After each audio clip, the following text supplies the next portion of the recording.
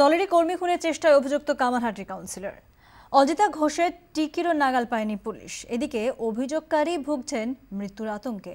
অভিযোগ তাকে হুমকি দিয়েছেন খোদ পুরপ্রধান। কীর্তিমান অজিতা ঘোষ, তার আতঙ্কে থরহরি কামারহাটি। কাউন্সিলরের বিরুদ্ধে এফআইআর করেছেন তার দলেরই কর্মী কাউন্সিলর বেপাত্তা। এদিকে হুমকি পাচ্ছেন অভিযোগকারী। আমাদের মাননীয় চেয়ারম্যান ফোন করে বললেন যে ব্যাপারটা আর বেশি দূর এগোনো দরকার নেই। দেখা গেল অজিতাকে অ্যারেস্ট করতে গিয়ে তোকে পুলিশ অ্যারেস্ট করলো। আমি তো এখন যা দেখছি যে তোর বিরুদ্ধে পুলিশ অ্যাকশন নিয়ে নেবে, এবং দল মিডিয়াকে ডাকাডাকিরা ভালো চোখে দেখছে না। তুমি যা করছো এটা করা উচিত নয়।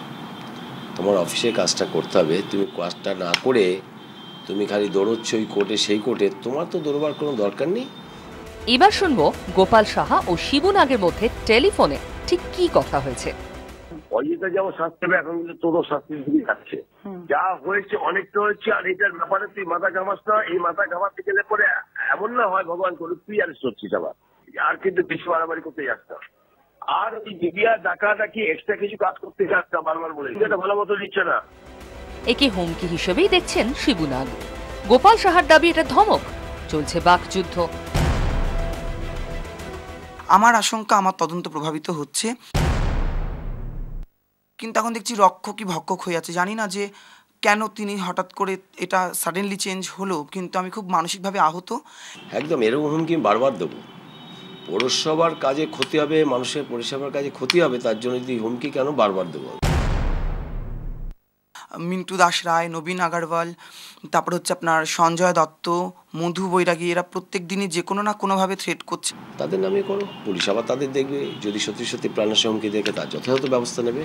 তবে কাউন্সিলর প্রশ্নে বেমালুম চুপ পুরপ্রধান। নাম শুনেই ঢোক গিলছেন। দেখছি মানে আমি বলি যে সত্যি তাই, তাকে পাওয়া যাচ্ছে না। এদিকে প্রাণহানির আশঙ্কায় ভুগছে অভিযোগকারী।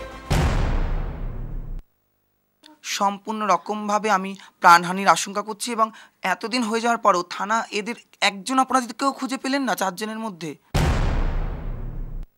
এরা আমাকে খুন করবে, এবং এমনও হতে পারে কোনো কিছুর অপবাদ দিয়ে আমাকে পিটিয়ে খুন করে ফেলা হবে, যাতে করে আমি আর কোনো রকমভাবে আইনেরও সাহায্যটা না পাই। তাহলে কি আমি সঠিক বিচার পাবো না, নাকি বাংলাতে ডেড বডি না হলে পরে বিচার পাওয়া যায় না? তোলাবাজি বন্ধে কড়া হয়েছেন মুখ্যমন্ত্রী। হাতে গরম ফলও মিলেছে। এখন তিনি ভরসা শিবু নাগের। চিঠি পাঠিয়েছেন কালীঘাটে। একটা দৃষ্টান্ত হোক না, স্থাপন হোক না, যে জীবিত মানুষের তারা যদি অত্যাচারিত হয় তাদের ক্ষেত্রেও তারা বিচার পায়। আমার এখনো মুখ্যমন্ত্রী, আমার প্রিয় দিদির প্রতি আস্থাটা আছে। অভিযোগকারীর নতুন অভিযোগ, খোদ মামলা প্রত্যাহার করার অভিযোগ প্রত্যাহার করার জন্য চাপ দিচ্ছেন পুরপিতা স্বয়ং, যদিও গোটা অভিযোগ অস্বীকার করেছেন পুরপিতা। 24 ঘন্টার জন্য ক্যামেরা দেবজ্যোতি দত্তের সঙ্গে মমিতা চক্রবর্তী, কামারহাটি। বাড়িতে ঢুকে নাবালিকার মাথায় বন্দুক ঠেকিয়ে অপহরণের চেষ্টা, বাধা পেয়ে গ্রামবাসীদের গুলি। ঘটনা উত্তর 24 পরগনার স্বরূপনগরে। অভিযুক্ত যুবক সোহাগ মিস্ত্রি এখন শ্রীঘরে। স্বরূপনগরের সারাপুলের বাসিন্দা কলেজ ছাত্র সোহাগের সঙ্গে মাস দেড়েক আগে বাদুরিয়ায় রামচন্দ্রপুরের বাসিন্দা ক্লাস 7-এর ছাত্রীর বিয়ে হয়। নাবালিকা বিবাহের খবর পেয়ে উদ্যোগ নেয় প্রশাসন। মেয়েটিকে তার পরিবারে ফিরিয়ে দেওয়া হয়। কাল সন্ধে সোহাগ মিস্ত্রি দলবল নিয়ে মেয়েটির বাড়িতে ঢুকে পড়ে। মাথায় বন্দুক ঠেকিয়ে মেয়েটিকে নিয়ে বাইক পালানোর চেষ্টা করে। গ্রামবাসীরা বাধা দিলে দুষ্কৃতীরা গুলি চালায়। নাবালিকার দাদুর মাথায় বন্দুকের বাট দিয়ে মারা হয়। যদিও পরিস্থিতি বেগতিক বুঝে সঙ্গীরা পালিয়ে গেলেও সোহাগকে ধরে ফেলেন গ্রামবাসীরা। বসিরহাট আদালতে সোহাগকে 4 দিনের পুলিশ হেফাজতে পাঠিয়েছে।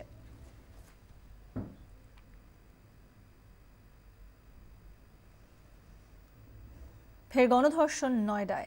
এবার ডাকাতদের হাতে গণধর্ষণের শিকার মা ও মেয়ে। মর্মান্তিক এই ঘটনা ঘটেছে শুক্রবার রাতে বুলন্দশহরে। ঘটনায় এখনো পর্যন্ত 15 জনকে আটক করেছে পুলিশ। মূল অভিযুক্তের খোঁজে চলছে তল্লাশি। রাতের অন্ধকারে ফের গণধর্ষণ। ডাকাত দলের হাতে গণধর্ষণের শিকার মা ও মেয়ে। ঘটনাস্থল নয়ডা, বুলন্দশহর। শুক্রবার গভীর রাত আত্মীয়ের অন্ত্যেষ্টিতে যোগ দিতে যাচ্ছিলেন ওই মহিলা ও তার কিশোরী কন্যা। সঙ্গে ছিলেন পরিবারের বাকিরাও। দোস্তপুরের কাছে গাড়ি পৌঁছতেই অন্ধকার ভেদ করে ছুটে আসে পাথর। বেসামাল হয়ে গাড়ি থামতেই ঘিরে ফেলে 12 জনের দুষ্কৃতী দল। तो उनको रोककर उनके परिवार को खेत में ले गए और उसमें उनके साथ मारपिटाई हुई और महिला जो थी उनके साथ उन्होंने दुर्व्यवहार किया, बदतमीजी की। শনিবার সকালে স্থানীয় থানায় অভিযোগ দায়ের করে পরিবার। ये जघन्य अपराध है, निंदनीय अपराध है।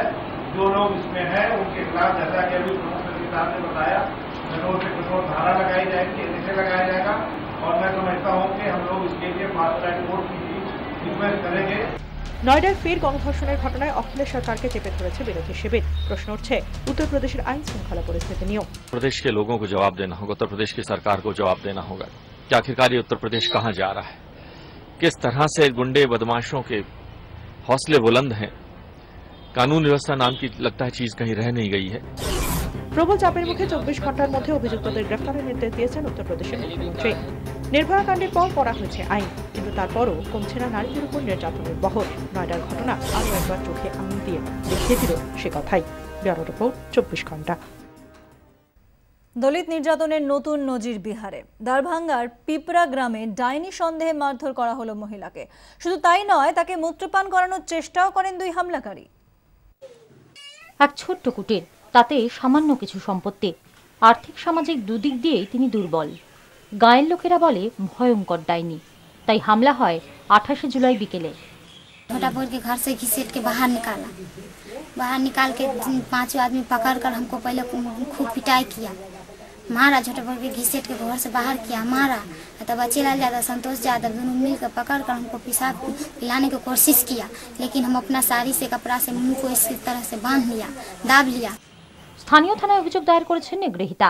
22/7/16 को शाम में एक महिला आरती देवी के द्वारा आवेदन दिया गया, पिपरा गांव की रहने वाली है।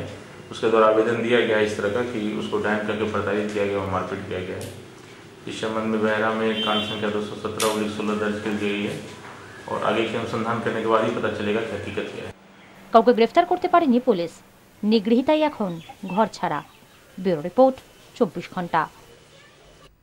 বাঁকুড়ার বেলিয়াতরে আরও এক বুনো হাতিকে গুলি করে মারলেন বনকর্মীরা। রবিবার বেলিয়াতরের মারঘাট জঙ্গলে অভিযান চালায় বন দফতর।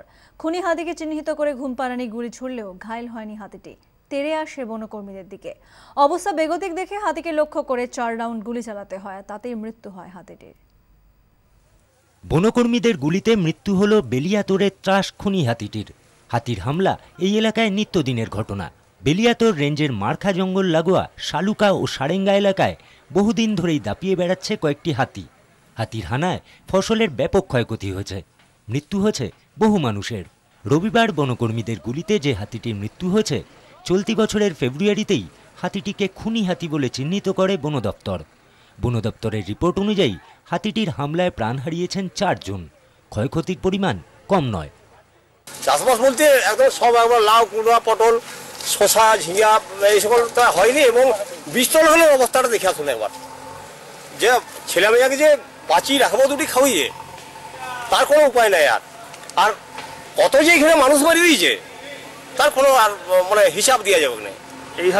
এই হাতিটাই মাস দুয়েক আগে এলাকার খুনি হাতিগুলিকে ধরার জন্য অভিযান শুরু করে বন দপ্তর। আনা হয় কুনকি হাতি, ব্যবহার করা হয় ড্রোন। একটি হাতি ধরাও পড়ে, কিন্তু অন্য একটি হাতি ধরতে গিয়ে বনকর্মীদের গুলিতে মৃত্যু হয় সেই হাতিটির। তারপর বেশ কিছুদিন বন্ধ থাকে হাতি ধরা অভিযান। পুনরায় শুরু হয় হাতির হামলা। ফের অভিযানে নামে বন দপ্তর। শুনলাম যে উপরের থেকে অর্ডার হয়েছে যে তাহলে যদি এত ক্ষয়ক্ষতি করে তাহলে ওটাকে মানে যাই হোক একটা নিষ্পত্তি কিছু করে দেওয়া হোক, এরকম ধরনের একটা শুনলাম অর্ডার করে নিয়ে আসছে। শুনলাম আমি, তারপর মারা হয়েছে, গুলি করে মারা হয়েছে। বনকর্মীদের গুলিতে হাতি মৃত্যুর ঘটনা প্রথমে প্রকাশ্যে আসতে দিতে চায়নি বন দপ্তর। পরে অবশ্য chief wild life warden Pradip Das জানান হাতিটিকে গুলি করেই মারা হয়েছে। ব্যুরো রিপোর্ট, 24 ঘন্টা। 25,000 ফুট ওপর থেকে ঝাঁপ, তাও আবার প্যারাশুট ছাড়া। বিশ্ব রেকর্ড গড়লেন লিউক আইকিন্স। স্বর্গ থেকে মর্তে পা রাখতে সময় লাগলো 2 মিনিট। বিশ্বের প্রথম স্কাই ডাইভার হিসেবে প্যারাশুট ছাড়াই প্লেন থেকে ঝাঁপ দিলেন লিউক।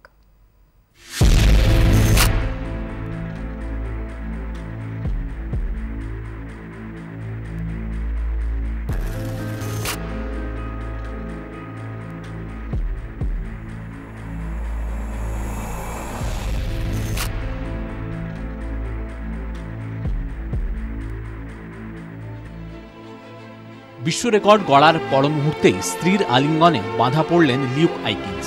শনিবার দক্ষিণ ক্যালিফোর্নিয়ার মুরু এলাকা সিমি ভ্যালিতে তাঁর 4 বছরের ছেলেও চাক্ষুষ করল বাবার দুঃসাহসিক কীর্তি। 42 বছরের লিউক আইকিন্সের ঝুলিতে রয়েছে 18,000 বার আকাশ থেকে ঝাঁপ দেওয়ার অভিজ্ঞতা। তবে বিনা প্যারাশুটে বিমান থেকে ঝাঁপ এই প্রথম। 25,000 ফুট উচ্চতা থেকে ঝাঁপ দিয়ে মাটি ছুঁতে 2 মিনিট সময় নেন লিউক। মাধ্যাকর্ষণের টানে তার গতি পৌঁছে যায় ঘন্টায় 193 কিলোমিটারে। লিউক আইকিন্সের নিরাপদ অবতরণের জন্য পাতা জালের আয়তন ছিল 100 বর্গফুট। মাটিতে নেমে আসার পর লিউক জানান শেষ মুহূর্তে উদ্যোক্তারা সুরক্ষার কথা ভেবে তাঁকে প্যারাশুট সঙ্গে রাখতে বলেন, কিন্তু পিঠে প্যারাশুট ব্যাগ থাকলে জালের ওপর পড়ে চোট পাওয়ার আশঙ্কায় তিনি রাজি হননি। পরে উদ্যোক্তারাও তাঁর কথা মেনে নেন। ব্যুরো রিপোর্ট, 24 ঘন্টা।